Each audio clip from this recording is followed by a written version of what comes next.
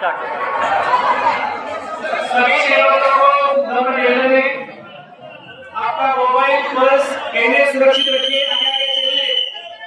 सर्व भाविकांचं शनेश्वर देवस्थानच्या वतीने मनपूर्वक स्वागत आहे।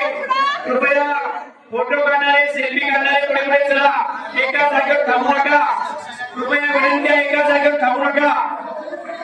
शनेश्वर देवस्थानच्या माध्यमातून पानसनाला सशक्तीकरणासाठी असंख्य प्रकल्प कामे, विकास कामे सुरू आहेत। ज्यांना आपल्या परिणाम देणगी द्यायची, त्यांनी देणगी काउंटरकडे संपर्क साधायचा आहे।